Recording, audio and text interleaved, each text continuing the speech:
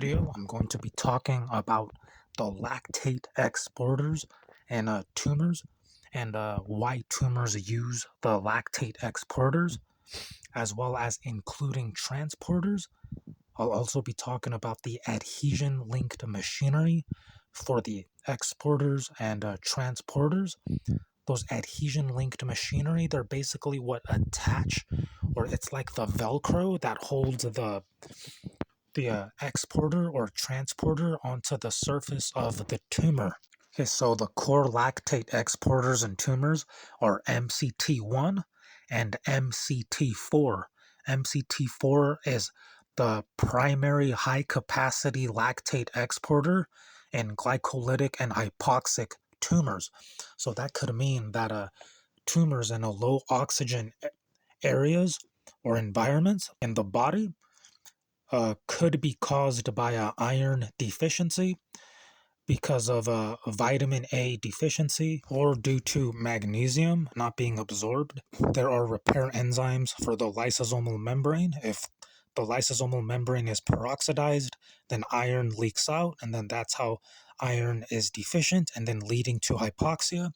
That upregulates the MCT4 in tumors.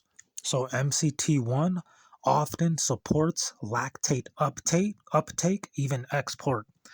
And it is essential for sustaining the Warburg effect in tumors. But by blocking MCT1 and MCT4, there is less glycolysis, and therefore less tumor growth. So I did some research on nuts and seeds to see if they reduce lactate export, and they actually don't, unfortunately. They do not directly target lactate export machinery, and nuts and seeds, they do not reduce the adhesion machinery or the Velcro that attaches the lactate export or transporter onto the surface of the tumor. So there is no direct evidence that specific nuts, such as pistachio, pecan, or macadamias, directly inhibit MCT1 or MCT4 or directly block CD147. So any effects are indirect, systemic, or speculative.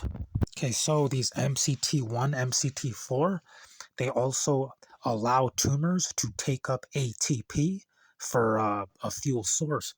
And the adhesion molecule that binds or localizes MCT complexes is CD147, and that binds with integrin beta 1 and ECM components. So CD147 also promotes metastasis with the ligands fibronectin, collagen, and laminin. And this leads to co-localization with MCT4. CD147 ensures lactate export at invasion fronts. Now, I'd also like to mention something else that I've talked about in my other videos, and that is CD44. So CD44 binds hyaluronan and supports lactate efflux and cancer stemness, and also anchors glycolytic enzymes and transporters. So CD44 could be cleaved by pineapple, but pineapple has to be in its bioavailable form. Possibly the best way to get enough pineapple to cleave the CD44 is to have it on an empty stomach and just the pineapple by itself.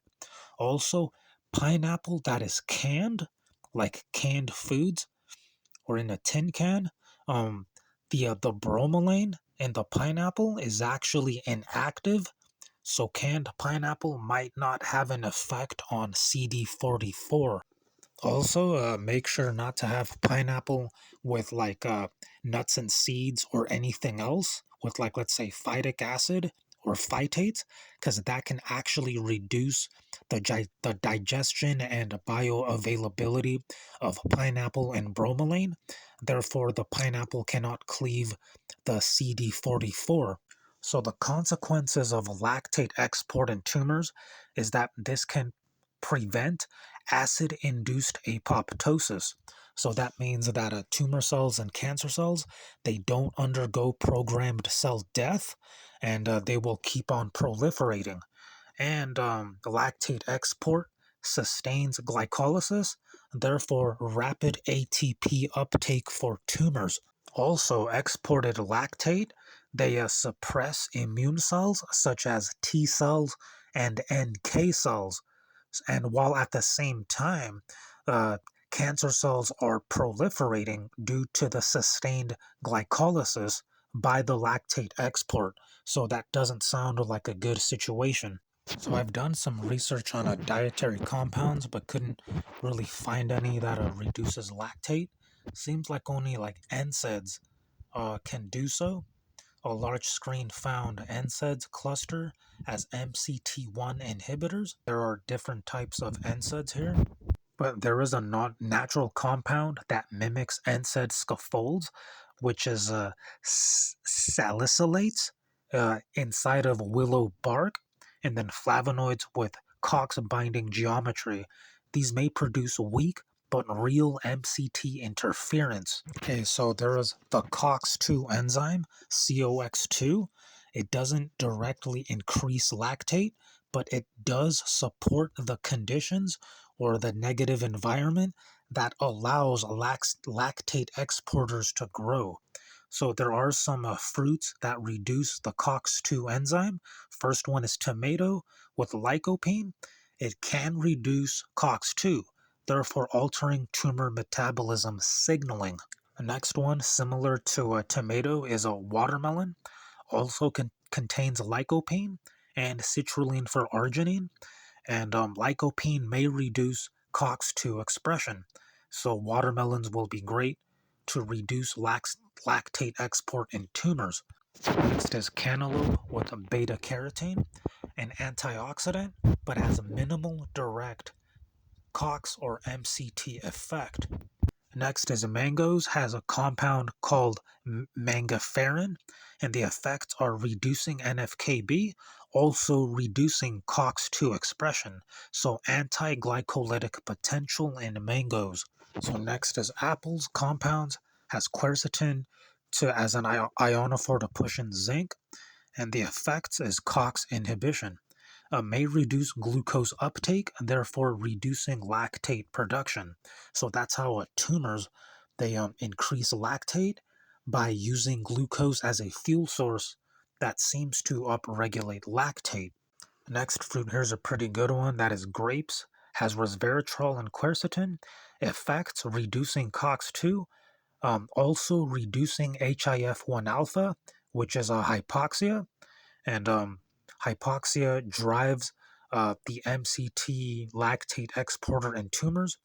So, but grapes reduces the hypoxia, therefore no MCT, so grapes is anti-glycolytic. Next is one of my favorites, and that is oranges, has hesperidin and vitamin C, and it is a mild COX inhibitor, but it's better than nothing. So that's it for the video. If you're interested in more future videos, then make sure to like, comment, share, subscribe, keep it locked in here on my channel, and I'll see you in the next video.